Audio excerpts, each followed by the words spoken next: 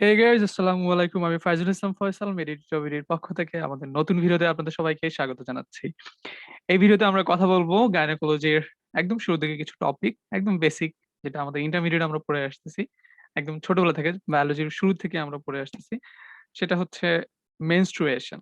So এটার normal physiology এবং যা লাগবে আমাদের পরীক্ষার জন্য, ফাইনাল প্রফের জন্য, এসিকিউ, এমসিকিউ, অসপিতে আসা যত কোয়েশ্চেন সব কোয়েশ্চেনই আমরা এই ভিডিওতে সলভ করব। তো চলুন শুরু করি আজকের video menstruation. So first the definition of menstruation. এটা আপনি আমি যেটা বলতেছি সেটা লিখবেন। এই বইতে যেটা আছে সেটা লেখার কোনো প্রয়োজন নেই। আমরা লিখব হচ্ছে the periodic shedding of blood damaged tissue of the endometrium and unfertilized ovum per vagina is called menstruation. তাহলে আমি কি বললাম আমি একটু লিখে দেই। So here you can see the periodic shedding of blood, damaged tissue of the endometrium, and unfertilized ovum per vagina is called menstruation. এটার যদি আমি হচ্ছে আপনাকে রেফারেন্স বলি, রেফারেন্স হচ্ছে নূরজাহান ম্যাডামের বই। সো ওকে ফাইন, তাহলে আমাদের ডেফিনিশনটা হয়ে গেল। এরপর আমাদের কিছু এমসিকিউ কিছু টপিক জানতে হবে এবং আগে বলে দেই এই ডেফিনিশনটা সিইউ 18 নভেম্বরে আসছে এবং ঢাকা ইউনিভার্সিটি 16 তে আসছে, সাস্টে 16 তে আসছে। So you got it. This is important for your exam. And now there are some important lines that you have to learn for your MCQ examination. That is, the first menstruation is called menarche and occurs between 11 to 15 years with a mean age of 13 years. তার মানে 11 থেকে 15 বছর এর ভিতরে হচ্ছে আমাদের first menstruation হবে এবং সেটাকে আমরা বলি menarche. And with a mean age of 13 years, 13 বছর হচ্ছে এভারেজ। দেন আমাদের নেক্সট যে লাইনটা লাগবে, it continues cyclically at intervals of 21 to 35 days with a mean of 28 days. অর্থাৎ এটাকে যদি আপনি লিখেন এভাবে যে 28 প্লাস 28 প্লাস মাইনাস 2, এটা লেকচারে এইভাবে বলে দিয়েছে আমাদেরকে। তো এইভাবে আপনারা লিখতে পারেন 28 প্লাস মাইনাস 2। তারপরে হচ্ছে ultimately it ceases between the ages 45 to 50 when menopause sets in. অর্থাৎ আপনার 40 থেকে ৪৫ থেকে ৫০ বছর বয়সের দিকে হচ্ছে মেনোপজের মোস্ট কমন এইজ আরকি। তারপরে হচ্ছে the duration of menstruation is about 4 to 5 days and the amount of blood loss is estimated to be 20 to 80 ml with an average of 35 ml. তো গাইস, এইখানে যে কথাটা এখন আমি বলব সেটা লেকচার থেকে বলতেছি। সেটা হচ্ছে যে আপনার এখানে দেখেন একটা কথা আছে, the duration of menstruation is about 4 to 5 days, right? R amount of blood loss কত বলছে? 20 থেকে 80 ml। বাট আমাদের লেকচারে বলছে এভাবে 5 to 80 ml। অলমোস্ট কাছাকাছি, নাথিং ডিফারেন্স। তারপরও লেকচারে বলছে মানে এটা অন্যরকম একটা জিনিস। হ্যাঁ? লেকচার মানেই ওটাকে আমরা ওহি ধরে নেই আরকি। যাই হোক। তো 5 to 80 ml with an average of 35 ml. Okay fine. এটুকু হচ্ছে আমাদের এমসিকিউর জন্য ইম্পোর্টেন্ট, ভেরি, ভেরি ইম্পোর্টেন্ট। আর হচ্ছে আরেকটা জিনিস, menstrual period 3 to 5 days but anything between 2 to 7 days is accepted as normal. অর্থাৎ menstrual period এখানে কত বলছে 4 to 5 days, তাই না? তো 4 to 5 days এরা বলছে নরমাল, কিন্তু এখানে লেখা আছে হচ্ছে আপনার 2 to 7 days. তো anything between 2 to 7 days is accepted as normal. এটা লেকচারে বলছে and this is important. 2 to 7 days. So dear viewers, আমরা এখন ওভারিয়ান সাইকেলের ফেজেস গুলো খুব সুন্দর করে পড়বো, যেটা আমাদের কোনো রিটেনের জন্য আসলে খুব একটা ইম্পর্টেন্ট না, বাট এটা আমাদের এমসিকিউ তে আসছে। So phases of ovarian cycle গুলো আমরা বোঝার ক্ষেত্রেও আমাদের ইম্পর্টেন্ট হবে, কারণ সামনে যে আমাদের এন্ডোক্রাইন রিলেটেড যে চ্যাপ্টার গুলো আছে, ডিসফাংশনাল ইউটেরাইন ব্লিডিং থেকে শুরু করে আপনার সামনে অ্যামেনুরিয়া, ডিসমেনুরিয়া প্রচুর টপিক আছে, যেগুলোর জন্য আসলে আমাদের মেনস্ট্রুয়েশন চ্যাপ্টারটা খুবই ইম্পর্টেন্ট বেসিক নলেজটা গেইন করা। সো এইজন্য ফেজেস অফ ওভারিয়ান সাইকেলটা আমি খুব সুন্দর করে আপনাদেরকে এখন বুঝিয়ে দিব। ফার্স্ট অফ অল আপনারা তথ্য থেকে দেখেন যে এখানে কি স্টেপ আছে। Thus the ovarian cycle consists of recruitment of group of follicles.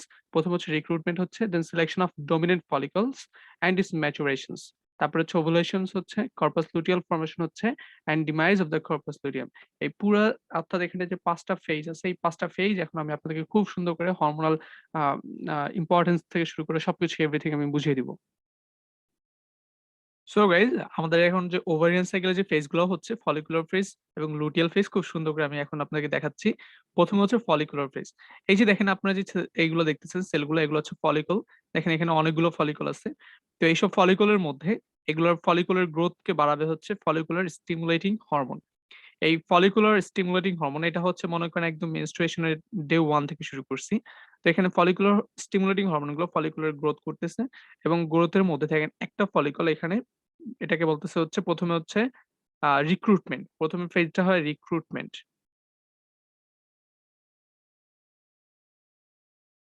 Recruitment then selection. আমি একটা ফলিকলকে সিলেকশন করলাম। দেন এটাকে ডমিন্যান্ট ফলিকল। এই যে একটা ডমিন্যান্ট ফলিকল তৈরি হলো। অর্থাৎ এখানে কি করতেছি যে অনেকগুলো ফলিকুলার রিক্রুটমেন্ট হইলাম। এর মধ্যে যেকোনো একটাকে সিলেকশন করব যেটাতে হচ্ছে আপনার ফলিকুলার স্টিমুলেটিং হরমোন এই যে দেখেন রিসেপ্টর অনেক বেশি। ঠিক আছে? যেগুলোতে রিসেপ্টর বেশি এবং যেগুলোর ইস্ট্রোজেন বেশি তৈরি হচ্ছে সেরকম একটা ফলিকলকে আমি কি করলাম? সিলেক্ট করলাম। যেগুলো থেকে ইস্ট্রোজেন তৈরি হচ্ছে এবং যেগুলোতে ফলিকুলার স্টিমুলেটিং হরমোন রিসেপ্টর বেশি। ঠিক আছে? তো এই ডমিন্যান্ট এই সিলেকশনটাকে যেটা সিলেক্ট করলাম এটাকে ডমিন্যান্ট করব আস্তে, আস্তে। কিরকম? দেখেন এখানে কি করতেছে ফলিকল স্টিমুলেটিং হরমোন গুলো সেটা হচ্ছে এই যে এখানে ফলিকুলার স্টিমুলেটিং হরমোনের রিসেপ্টর বাড়ায় দিচ্ছে। যত বেশি রিসেপ্টর হবে তত বেশি ফলিকুলার স্টিমুলেটিং হরমোন এগুলোর উপরে কাজ করবে এবং তত বেশি ইস্ট্রোজেন তৈরি হবে। ফলিকল স্টিমুলেটিং হরমোন কি করে? ইস্ট্রোজেন তৈরি করে। ঠিক আছে? তাহলে তত বেশি ইস্ট্রোজেন এখানে তৈরি হচ্ছে। তাহলে আমরা যদি উপরের গ্রাফটা দেখি, দেখেন ১ম এ ফলিকুলার স্টিমুলেটিং হরমোনটা এই যে উপরের দিকে দেখেন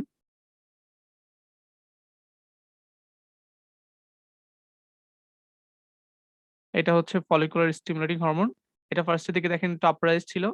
কিন্তু যখনই এই ফলিকল থেকে ইস্ট্রোজেন তৈরি হওয়া শুরু হইছে, অর্থাৎ এটা হচ্ছে ইস্ট্রোজেন।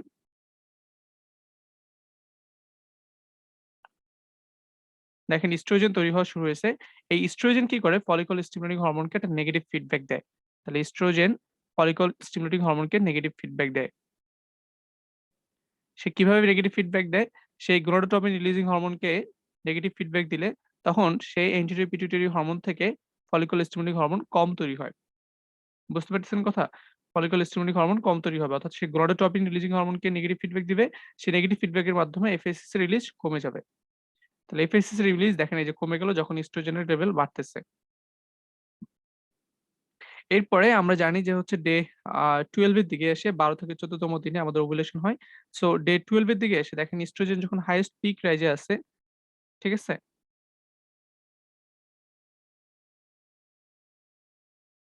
ইস্ট্রোজেন যখন হাইয়েস্ট পিক রেঞ্জ এ আছে, তখন এই ইস্ট্রোজেন কি করে? আমাদের এই ইস্ট্রোজেন গোনাডোট্রপিন রিলিজিং হরমোনে একটা পজিটিভ ফিডব্যাক দিয়ে এলএইচ সার্জ করে। অর্থাৎ এলএইচ কে সে পজিটিভ ফিডব্যাক দেয়। তখন এলএইচ হরমোন তৈরি হয়। এই যে দেখেন এলএইচ সার্জের জন্য আপনার ইস্ট্রোজেনের পজিটিভ ফিডব্যাকটা দরকার। সো এখানে ইস্ট্রোজেনের একটা দেখেন হাইয়েস্ট পিক রাইজ এটা ১২ ঘন্টার মতো থাকে। ১২ থেকে ২৪ ঘন্টার মতো। এই সাস্টেইনড পিক রাইজ এর কারণে এলএইচ এর সিক্রেশন বেড়ে যায়। তখন এলএইচ সার্জ হয়। তো এই এলএইচ সার্জ হলে এলএইচ গুলো আইসা কি করে? এলএইচ গুলো এসে দেখেন এটা হচ্ছে আপনার একটা ডমিন্যান্ট ফলিকল। এই ডমিন্যান্ট ফলিকলের এলএইচ এর কতগুলো কাজ আছে। একটা কাজ হচ্ছে এই এলএইচ হরমোন লুটিনাইজেশন করে। কি লুটিনেশন করে? সে হচ্ছে কর্পাস লুটিয়াম তৈরি করে। এটা একটা পয়েন্ট। আরেকটা পয়েন্ট হচ্ছে সে এই অ্যান্ড্রোজেন থেকে দেখেন লুটিনাইজিং হরমোন অ্যান্ড্রোজেন থেকে না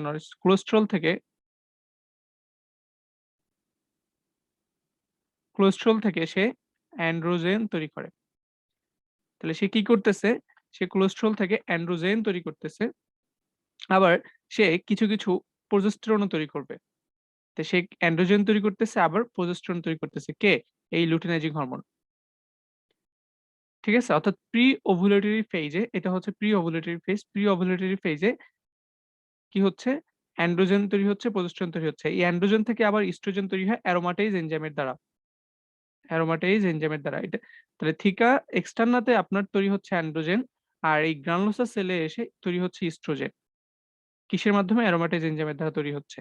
তাহলে এটা হচ্ছে প্রি ওভুলেটরি ফেজ যেখানে একটা ডমিন্যান্ট ফলিকল ১৮ থেকে ২০ মিলিমিটার হতে হবে। ঠিক আছে? এবং এইখানে কি হচ্ছে? এলএইচ সার্জ হচ্ছে। এই এলএইচ এর কারণে দেখেন প্রোজেস্টেরন তৈরি হচ্ছে, ইস্ট্রোজেন তৈরি হচ্ছে। তাহলে এখানে ইস্ট্রোজেন তৈরি হচ্ছে, প্রোজেস্টেরন তৈরি হচ্ছে।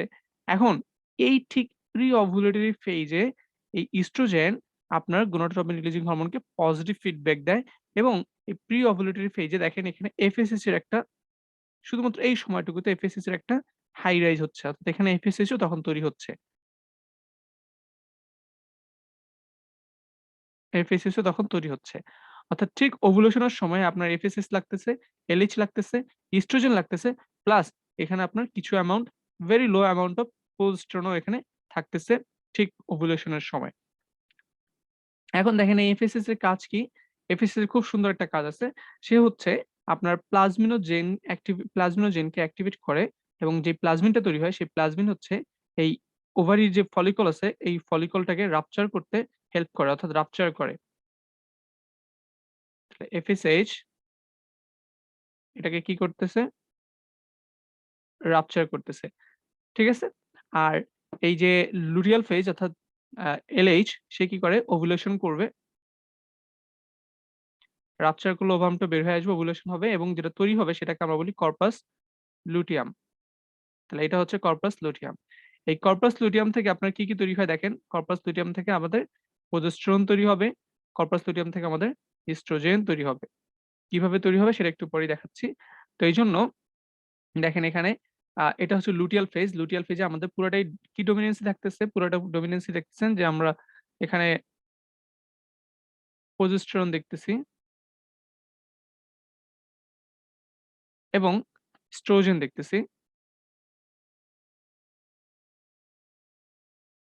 সো প্রোজেস্টেরন এবং ইস্ট্রোজেন থাকতেছে টোটালি আমাদের এই লুটিয়াল ফেজের দিকে এসে। ক্লিয়ার? লুটিয়াল ফেজে আমাদের প্রোজেস্টেরন এবং ইস্ট্রোজেন তৈরি করতেছে এবং এই লুটিয়াল ফেজটাকে মেইনটেইন করতেছে হচ্ছে আমাদের লুটিনাইজিং হরমোন। কোন হরমোন? Luteinising hormone. এই লুটিনাইজিং হরমোন যখন ডিক্লাইন করবে, যখন লুটিনাইজিং হরমোন কমে যাবে, তখন আমাদের এই প্রোজেস্টেরন এবং ইস্ট্রোজেন তখন এটা ফল করবে। এই যে দেখেন প্রোজেস্টেরন, ইস্ট্রোজেন ফল করবে। যখন লুটিনাইজিং হরমোন কমে যাবে। লুটিনাইজিং হরমোন যখন ডিক্লাইন করবে, তখন আমাদের এই লুটিয়াল ফেজটা মেইনটেইন হবে না। তখন প্রোজেস্টেরন, ইস্ট্রোজেনটা ফল করবে। সো পুরা যে জিনিসটা আমরা শিখলাম এটা হচ্ছে ওভারিয়ান সাইকেল, ওভারিয়ান,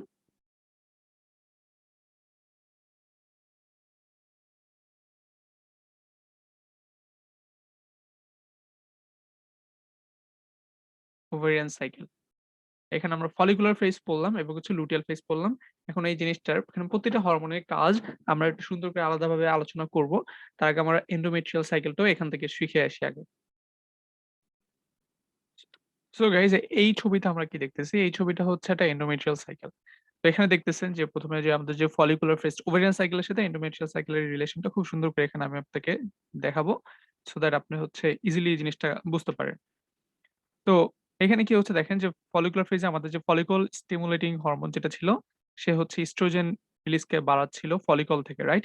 সো সেই ইস্ট্রোজেনটা কি করে ইউটেরাসের যে এন্ডোমেট্রিয়াম আছে সেই এন্ডোমেট্রিয়ামের গ্রোথ অ্যান্ড থিকনেস বাড়াচ্ছে। যেটা দেখেন ৩ থেকে ৪ মিলিমিটার পর্যন্ত হইছে। এটা মনে করেন ওভুলেশন এর আগ পর্যন্ত। ঠিক আছে? অর্থাৎ ডে 14 মনে করেন। সেই জায়গাটা পর্যন্ত হচ্ছে proliferative ফেজ এখানে হচ্ছে এন্ডোমেট্রিয়াম ৩ থেকে ৪ মিলিমিটার পর্যন্ত বাড়ল। তারপরে আপনি এইখানে আসেন। এটা হচ্ছে লুটিয়াল ফেজ যেখানে ওভুলেশন এর পরে আমাদের কর্পাস লুটিয়াম তৈরি হয়। কর্পাস লুটিয়াম তৈরি হয়। আর লুটিয়াল ফেজটা পুরোটাই মেইনটেইন করে হচ্ছে আমাদের লুটিনাইজিং হরমোন। আর এই লুটিনাইজিং হরমোনের প্রভাবে কর্পাস লুটিয়াম থেকে কোলেস্টেরল থেকে ইস্ট্রোজেন এবং প্রোজেস্টেরন তৈরি হয়। ইস্ট্রোজেন এবং প্রোজেস্টেরন কি করে? এরা এন্ডোমেট্রিয়ামের বলছিলাম যে ইস্ট্রোজেন অলরেডি এখানে এন্ডোমেট্রিয়ামের গ্রোথ করত। কোথায়? proliferative ফেজের এই পাশেই আপনার এন্ডোমেট্রিয়াম গ্রোথ করত। এটাকে বলা হয় proliferative phase proliferative phase sorry. proliferative phase এই proliferative phase এ এন্ডোমেট্রিয়ামের গ্রোথ করতেছে কি? ইস্ট্রোজেন। কিন্তু এটাকে secretory phase বলা হয়। কেন বলা হয় বলতেছি।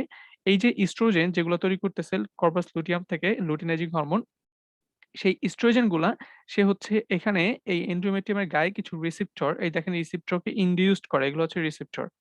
Progesterone receptor. এই রিসেপ্টর গুলাকে প্রাইম করে। প্রাইমড করে অর্থাৎ ইনডিউসড করে দেয়। যার ফলে এগুলো প্রোজেস্টেরনের প্রতি বেশি সেনসিটিভ হয় এবং প্রোজেস্টেরনের কাজটাকে আরো বেশি কি করে? এটাকে মানে আরো বেশি স্টিমুলেট করে অর্থাৎ প্রোজেস্টেরনের কাজটাকে আরো সে বাড়ায় দেয় ইস্ট্রোজেন। ক্লিয়ার? বুঝা গেছে? সো যার ফলে প্রোজেস্টেরন সেই রিসেপ্টরের সাথে এসে বাইন্ড করবে যেটাকে ইস্ট্রোজেন প্রাইম করে দিবে। অর্থাৎ ইস্ট্রোজেন বলে দিবে তুমি এটার এসে বসো এরকম টাইপ। বুঝতে পারছেন কথাটা? তাহলে এখানে কি হচ্ছে প্রজেস্টেরন এসে এই রিসেপ্টরের সাথে বাইন্ড করবে এবং প্রজেস্টেরন যে কাজটা করবে, প্রজেস্টেরনের কাজ হচ্ছে গ্লাইকোজেন সিক্রেশন করা।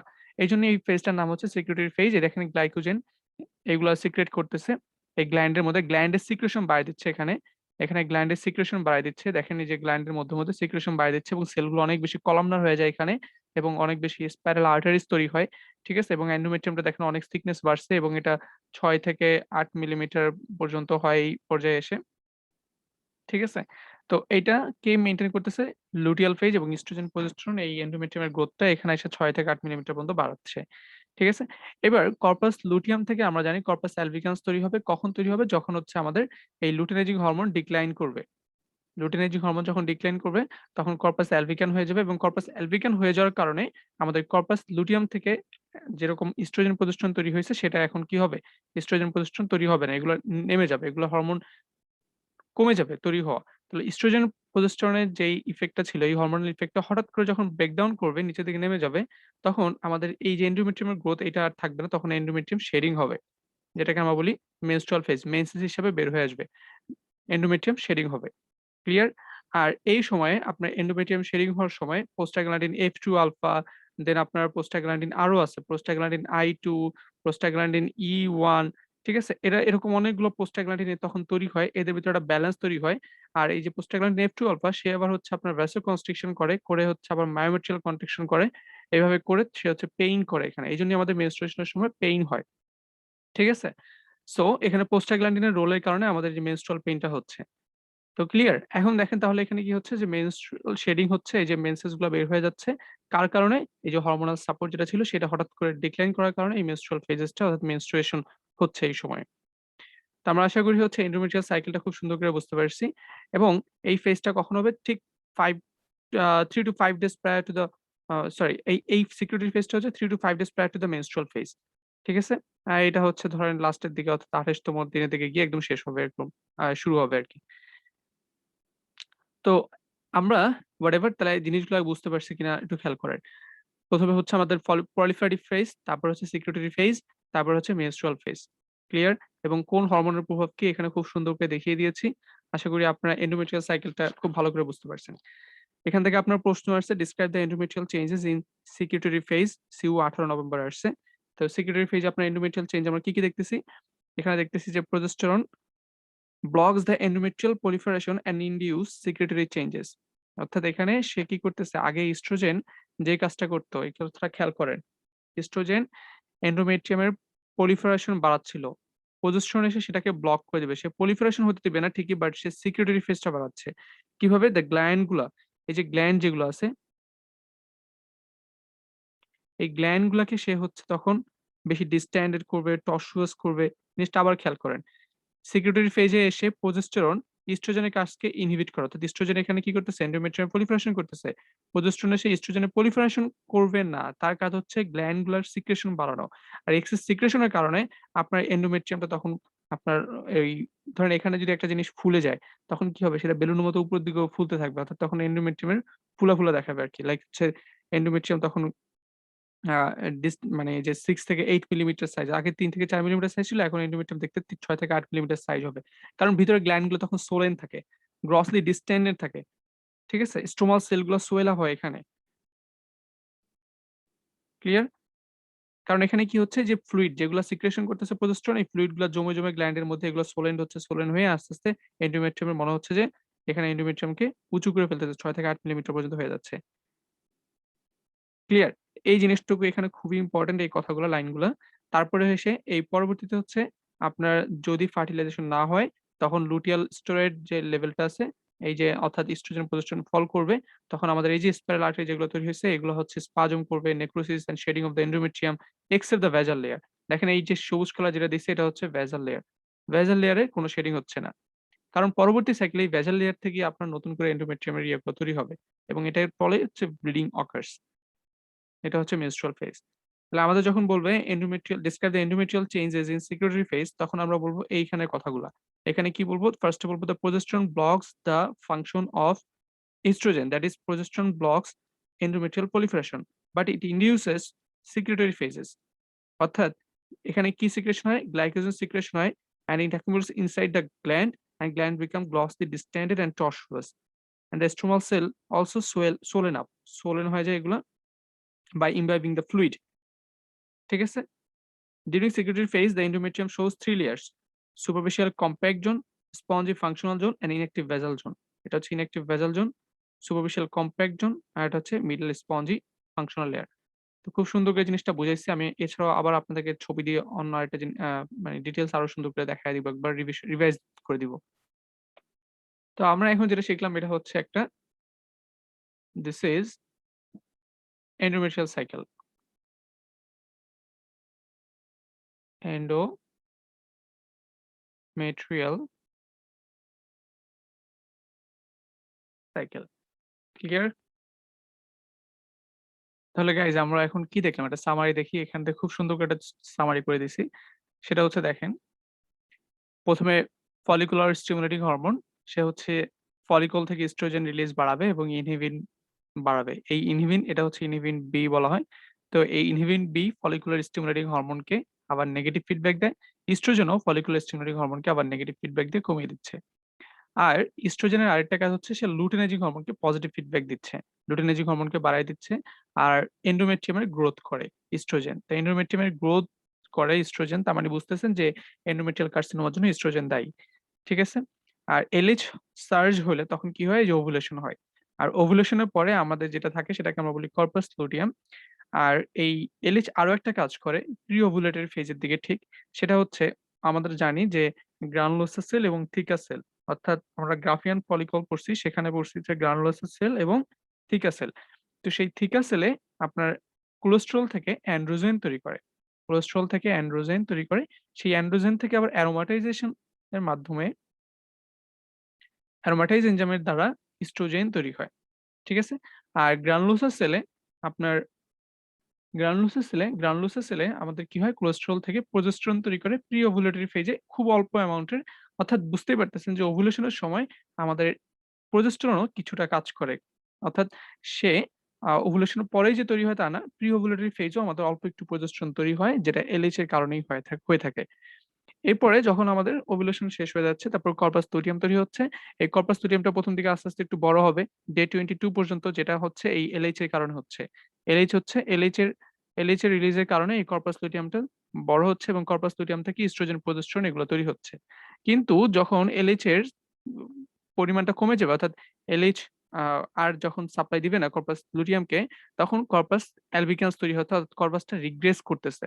ঠিক আছে? ছোট হয়ে গেছে, দেখেন রিগ্রেস করতেছে। তো তখন আর কি হবে? আমাদের ইস্ট্রোজেন, প্রোজেস্টেরন তৈরি হবে না। তখন ইস্ট্রোজেন, প্রোজেস্টেরন লেভেলটা কমে যাবে। ইস্ট্রোজেন, প্রোজেস্টেরন লেভেলটা কমে যাচ্ছে।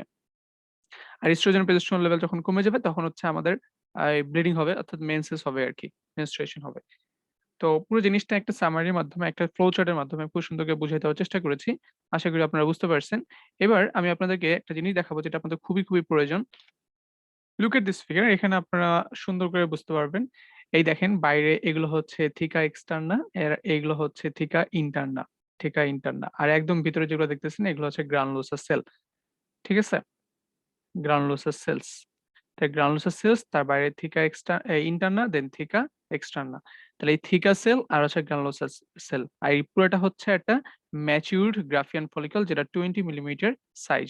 এখন আপনাদেরকে আমি যে জিনিসটা দেখাতে যাচ্ছি সেটা এখন দেখাবো। যেটা আমাদের খুবই, খুবই ইম্পোর্টেন্ট দরকার। এই ছবিটার দিকে লক্ষ্য করেন, খুব সুন্দর করে দেখাবো। এটা হচ্ছে ফলিকুলার ফেজ। তো ফলিকুলার ফেজে এটা হচ্ছে থিকা ইন্টারনা। এখানে দেখেন কোলেস্টেরল থেকে, আমাদের স্টেরয়েড গুলো সবসময় কোলেস্টেরল থেকে তৈরি হয়। সো কোলেস্টেরল থেকে আপনি কি তৈরি করতেছেন? অ্যান্ড্রোজেন। তাহলে থিকা সেলে আপনি কোলেস্টেরল থেকে তৈরি করলেন অ্যান্ড্রোজেন। ঠিক আছে? অ্যান্ড্রোজেন। তো এটা হচ্ছে থিকা সেলে। তারপরে এটা কে করতেছে? Luteinising hormone. আমরা কিন্তু ফলিকুলার ফেজে এলএইচ সার্জ পড়ছিলাম, রাইট? LH surge. এই ফলিকুলার ফেজে এলএইচ সার্জ হয়।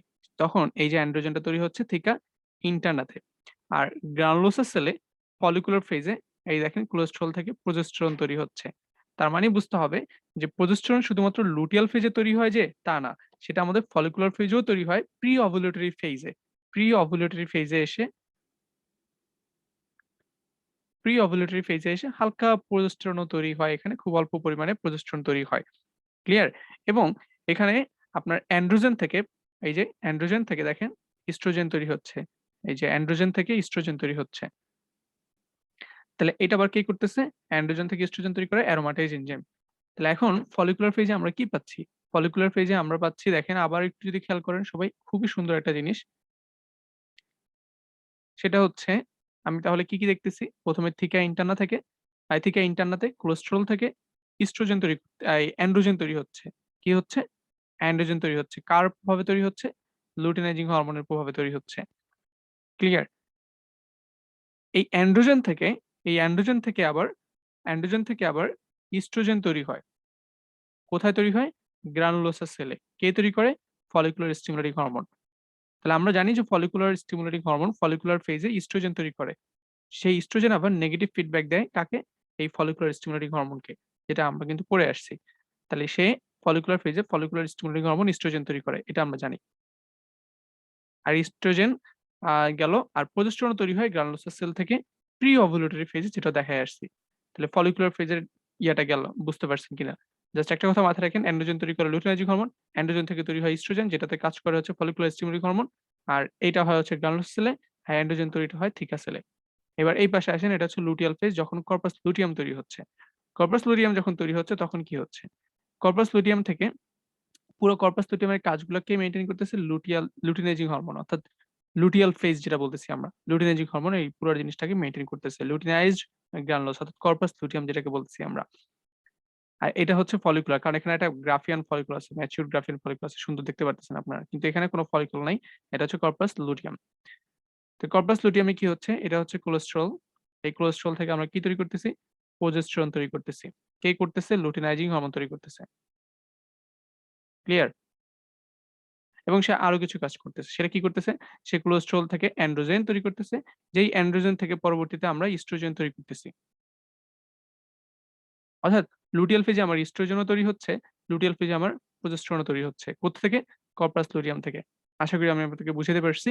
এবার আমরা আরেকটা ফিগারে চলে যাব। সো গাইস যে জিনিসটা আমরা একটু আগে দেখে এসেছি সেটা দেখেন এই যে লুটিনাইজিং হরমোন থিকাস সেলে কি করতেছে কোলেস্টেরল থেকে অ্যান্ড্রোজেন তৈরি করতেছে আর অ্যান্ড্রোজেন গুলো গ্রানুলোসাস সেলে গিয়ে সেগুলো থেকে অ্যারোমাটাইজ এনজাইমের মাধ্যমে ইস্ট্রোজেন তৈরি হচ্ছে যেটাকে স্টিমুলেট করতেছে follicular stimulating hormone clear this is very easy এবার এই জিনিসটা দিকে লক্ষ্য করেন প্রথমে আমরা বলেছিলাম যে ফলিকলের গ্রোথের জন্য ফলিকুলার স্টিমুলেটিং হরমোন রিলিজ হয় পরবর্তীতে ফলিকল গুলো থেকে যখন ইস্ট্রোজেন তৈরি হয় ইস্ট্রোজেন গুলো হচ্ছে নেগেটিভ ফিডব্যাক দেয় যার কারণে এফএসএস কমে যাচ্ছে আর ইস্ট্রোজেন বাড়তেছে ঠিক ১২তম দিনের দিকে এসে দেখেন ১২তম থেকে ১৪তম দিনের দিকে একটা high peak rise of oestrogen থাকে সেই ইস্ট্রোজেন আবার হচ্ছে পজিটিভ ফিডব্যাক দেয় লুটিনাইজিং হরমোনকে এই জন্য দেখেন এই যে এলএইচ সার্জ হচ্ছে ঠিক আছে? আর ঠিক এই সময়ের দিকে অর্থাৎ ১২তম দিনের দিকে এসে সে ইস্ট্রোজেনটা এফএসএস কে পজিটিভ ফিডব্যাক দিবে। আর তার আগে কিন্তু সে নেগেটিভ ফিডব্যাক দিচ্ছিল। শুধু এই এলএস সার্জ এর আগ দিয়ে ঠিক প্রি ওভুলেটরি ফেজ এ এসে সে এফএসএস কে একটা পজিটিভ ফিডব্যাক দেয় যার ফলে দেখেন এখানে এফএসএস ও একটু রিলিজ হচ্ছে। তাহলে ১৪তম দিনে আপনার এফএসএইচ, এলএইচ এবং ইস্ট্রোজেন তারা সবাই এখানে কি করতেছে? ওভুলেশন এ হেল্প করতেছে। প্লাস আমার নিচে আরেকটা জিনিস হচ্ছে প্রি ওভুলেটরি ফেজ থেকে দেখেন ১৪ দিন মাথায় ওভুলেশন হয় না তার আগ থেকেই দেখেন আপনার এখান থেকে প্রজেস্টেরন তৈরি হচ্ছে। ওই যে একটু আগে দেখায় আসছি ফলিকুলার ফেজ এ হালকা প্রজেস্টেরন তৈরি হয়। তো আগে থেকেই প্রজেস্টেরন তৈরি হওয়া শুরু হচ্ছে। তাহলে সব মিলে ফলিকুলার স্টিমুলেটিং হরমোন এখানে কি করে? গ্রাফিয়ান ফলিকলটাকে রাপচার করে। আর এলএস সার্জ এর কারণে ওভুলেশন হয়। এটা টোটালি ওভুলেশন হয় এলএস সার্জ এর কারণে। তো ওভুলেশন হওয়ার পরে আমরা দেখতেছি আমরা কি দেখতেছি যে পুরা এইটাকে মেইনটেইন করতেছে লুটিয়াল ফেজটা লুটিনাইজিং হরমোন মেইনটেইন করতেছে এবং সে পালসেটাইল রিলিজ বলে এটাকে। গোনাডোট্রপিন রিলিজিং হরমোন থেকে পালসেটাইল রিলিজ হয়। পালসেটাইল রিলিজ। এই রিলিজের মাধ্যমে সে হচ্ছে এই পুরা লুটিয়াল ফেজটাকে মেইনটেইন করতেছে। ক্লিয়ার? তো এইখানে এসে কি দেখতেছি আমরা? এখানে আমরা এসে দেখতেছি যে আপনার এই যে প্রোজেস্টেরন লেভেলটা দেখেন। এই প্রোজেস্টেরন লেভেলটা বাড়তেছে, ইস্ট্রোজেন বাড়তেছে অর্থাৎ ইস্ট্রোজেন এবং প্রোজেস্টেরন এখানে তৈরি হচ্ছে। ইস্ট্রোজেন এবং প্রোজেস্টেরন এখানে তৈরি হচ্ছে। কোত্থেকে তৈরি হচ্ছে? কর্পাস লুটিয়াম থেকে। তারপর যখন এলএইচ আবার ফল করে, এলএইচ যখন ফল করে তখন এগুলা হরমোনাল সাপোর্টটা কমে যায়। তখন এই যে মেনস্ট্রুয়াল মানে মেনস্ট্রুয়েশন হয়। ঠিক আছে? অর্থাৎ এই যে দেখেন ২৮ দিন থেকে আপনার ৪ তারিখ পর্যন্ত ২৮ তারিখ থেকে ৪ তারিখ পর্যন্ত এই যে মেনস্ট্রুয়েশন হচ্ছে। আমরা এই ফিগারটার দিকে যদি একটু লক্ষ্য করি যে ডে অফ মেনস্ট্রুয়াল সাইকেল এই যে ১ নাম্বার দিন থেকে ৫ নাম্বার দিন এই দিনগুলো দেখেন যে ১ম এ কতগুলো ফলিকলকে রিক্রুট করলো, রিক্রুটমেন্ট। সেগুলোর মধ্যে একটাকে সিলেক্ট করলাম যেটার বেশি প্রজেস্টেরন সরি এফএসএস রিসেপ্টর আছে এবং যেগুলো বেশি ইস্ট্রোজেন আছে সেটাকে সিলেক্ট করলাম। এবার সেটাকে ম্যাচিউরেশন করতেছি আস্তে। একটা ডমিন্যান্ট ফলিকল তৈরি হলো সেটা থেকে হচ্ছে গ্রাফিয়ান ফলিকল সেটা থেকে হচ্ছে ওভুলেশন হবে। রাইট? এগুলা কার কারণে হচ্ছে? ই ১ম এ রিক্রুটমেন্ট করা হচ্ছে এফএসএস এর কারণে। সেখান থেকে সিলেকশন করলাম এবং ডমিন্যান্সি হচ্ছে ইস্ট্রোজেন। যেটার সবচেয়ে বেশি ইস্ট্রোজেন তৈরি করবে সেটাই হচ্ছে ডমিন্যান্ট ফলিকল। তো আশা করি বুঝাতে পারছি। এগুলো তো অলরেডি আমি আপনাদেরকে দেখাই আসছি। এবার গাইস খুবই ইম্পোর্টেন্ট এই জিনিসটার দিকে একটু লক্ষ্য করেন যে একটা সুন্দর জিনিস আপনারা শিখতে পারবেন। সেটা হচ্ছে দেখেন early proliferative phase, late proliferative phase. এই পুরা ফেজটাই আপনার মেইনটেইন করা হচ্ছে ইস্ট্রোজেন। বাট এই ফেজের দিকে এসে যেটা হচ্ছে আর্লি সিক্রেটরি ফেজ এই লেভেলের দিকে এসে দেখেন এটা হচ্ছে আর্লি সিক্রেটরি ফেজ একদম সেম লেভেলে থাকতেছে। এন্ডোমেট্রিয়ামের গ্রোথটা আর বাড়তেছে না। অর্থাৎ এই লেভেলটায় এসে প্রজেস্টেরন আপনার এন্ডোমেট্রিয়ামের যে গ্রোথটা আছে এটাকে ব্লক করে দিচ্ছে। ব্লক এন্ডোমেট্রিয়াল proliferation ঠিক আছে? অর্থাৎ এন্ডোমেট্রিয়াম proliferationটাকে সে কিন্তু ব্লক করে দিছে।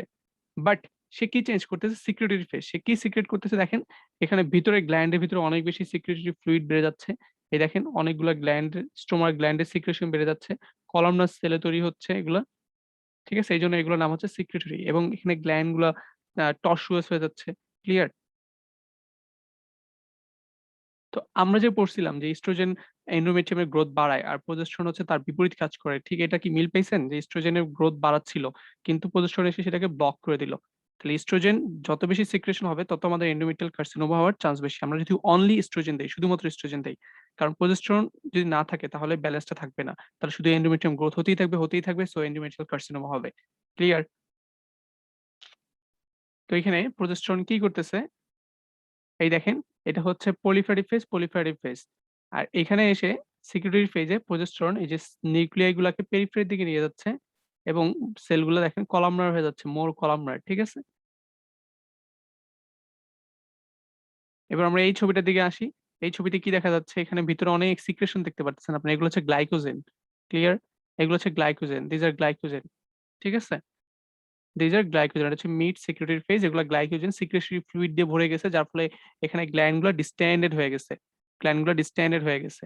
তো গ্ল্যান্ড গুলা ডিস্টেন্ডেড হয়ে যাওয়ার কারণে আমার এন্ডোমেট্রিয়ামটা একটু এখানে সোলেন দেখাচ্ছে, বড় দেখাচ্ছে। অর্থাৎ 6 to 8 মিলিমিটার একটু এন্ডোমেট্রিয়ামের গ্রোথটা একটু বড় হবে এখানে। এটা কিন্তু এন্ডোমেট্রিয়ামের গ্রোথ করতেছে না সে। সে গ্ল্যান্ডের এই যে গ্ল্যান্ড গুলার সিক্রেশনের কারণে গ্ল্যান্ড গুলো ফুলে যাচ্ছে যার ফলে হচ্ছে আমার এন্ডোমেট্রিয়ামটাকে বড় দেখাবে এখানে। বাট এন্ডোমেট্রিয়ামের গ্রোথ করতেছে না সে। কথাটা ক্লিয়ার বুঝতে পারতেছেন কিনা? এন্ডোমেট্রিয়ামের গ্রোথ করবে হচ্ছে ইস্ট্রোজেন। আর এই গ্ল্যান্ড গুলা যেটা, এই গ্ল্যান্ড গুলা ডিস্টেন্ডেড টর্সুয়াস করতেছে, সিক্রেশন বাড়াচ্ছে, গ্লাইকোজেন তৈরি হচ্ছে, এগুলো করতেছে প্রজেস্টেরন। বাট সে এন্ডোমেট্রিয়ামের গ্রোথ করবে না। এরপরে যখন আমাদের আ লেট সিক্রেটরি ফেজ এবং মেনস্ট্রুয়াল ফেজ এদিকে এসে যখন আমাদের ইস্ট্রোজেন প্রজেস্টেরন লেভেলটা ফল করবে, ইস্ট্রোজেন প্রজেস্টেরন লেভেল ফল করবে তখন দেখেন কি হচ্ছে আস্তে এন্ডোমেট্রিয়াম শেডিং এর দিকে চলে যাচ্ছে। এন্ডোমেট্রিয়াম রিগ্রেস করতেছে। মেনস্ট্রুয়াল ফেজ এই যে শেডিং হচ্ছে। পুরো সাইকেলটা একটা ফিগারের মাধ্যমে খুব সুন্দর করে এখানে দেখাইছে। ১ম এ আসেন এটা হচ্ছে this is follicular stimulating hormone. Follicular stimulating hormone. এটা যখন সিক্রেশন হচ্ছে এটা যখন সিক্রেশন হচ্ছে তখন এদিক থেকে আবার আমার ইস্ট্রোজেন লেভেল বাড়তেছে। ক্যান ইউ সি ইট? এখানে দিস ইস ইস্ট্রোজেন লেভেল। এই যে ইস্ট্রোজেন লেভেল আস্তে বাড়তেছে।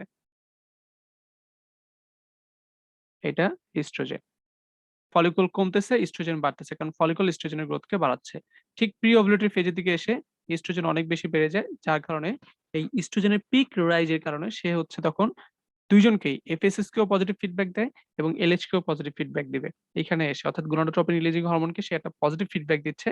আর এই পজিটিভ ফিডব্যাক এর কারণে তখন হচ্ছে আপনার এলএইচ সার্জ হচ্ছে। এটা হচ্ছে এলএইচ। এলএইচ সার্জ হচ্ছে এবং এই পর্যায়ে এসে এখানে আপনার ফলিকলটাও দেখেন, ফলিকুলার স্টিমুলেটিং হরমোনটাও এখানে বেড়ে গেছে। অর্থাৎ ২ জনকেই সে পজিটিভ ফিডব্যাক দিচ্ছে। যার ফলে ১৪ দিনের মাথায় আপনার ওভুলেশন হলো। আবার ঐদিকে আমরা দেখতেছি যে এই যে দেখতেছেন যে প্রি ওভুলেটরি ফেজ থেকেই আপনার এটা হচ্ছে প্রজেস্টেরন। This is progesterone. প্রজেস্টেরনটা প্রি ওভুলেটরি ফেজ থেকেই তৈরি হওয়া শুরু হয়েছে এবং সে সামনের দিকে আরো তৈরি হবে। কেন তৈরি হবে দেখাচ্ছি। কর্পাস লুটিয়াম থেকে যখন কর্পাস লুটিয়াম এই যে LH এর প্রভাবের কারণে আমাদের কর্পাস লুটিয়াম থেকে ২ টা হরমোন তৈরি হবে। একটা হচ্ছে এই যে প্রোজেস্টেরন, আরেকটা হচ্ছে আমরা একটু আগে পড়ে আসলাম ইস্ট্রোজেন। এই যে ইস্ট্রোজেন আবার বাড়া শুরু করছে। এবং লাস্টে এসে যখন আমাদের LH এবং LH এর যেই প্রভাব সেটা যখন কমে যাবে, কর্পাস অ্যালবিকান্স হয়ে যাবে, তখন আমাদের ইস্ট্রোজেন, প্রোজেস্টেরন এর যে সাপোর্ট টা ছিল সেটা নষ্ট হয়ে যাবে। এখন এই দেখেন ২ টাই নেমে গেছে যার ফলে মেনস্ট্রুয়েশন হচ্ছে। ক্লিয়ার? পুরা জিনিসটা একসাথে এখানে দেওয়া আছে। সো গাইস ভিডিওটি এখানেই শেষ করছি। এটা একটা যে আপনাদের একটা বেসিক এর ক্লাস সেজন্য ক্লাসটা সম্পর্কে ইন ডিটেইলস অনেক কিছু আমি আলোচনা করেছি। একদম বেসিক লেভেলের গাইনোকোলজির আপনার এই টপিক যদি কেউ না বুঝে তাহলে ফার্দার টপিক গুলা তার জন্য বোঝা ভেরি ডিফিকাল্ট। সো টপিকটা খুব ভালো করে আপনাদের বুঝতে হবে। এখান থেকে আ যা প্রশ্ন আসছে সেগুলো আমি বলে দিচ্ছি মোটামুটি। সো এগুলা নিয়েই ভিডিওটি এখানেই শেষ করছি। সবাই ভালো থাকবেন। আমরা নেক্সট ইনশাআল্লাহ ফার্দার অন্য টপিক নিয়ে কথা বলব। আল্লাহ হাফেজ।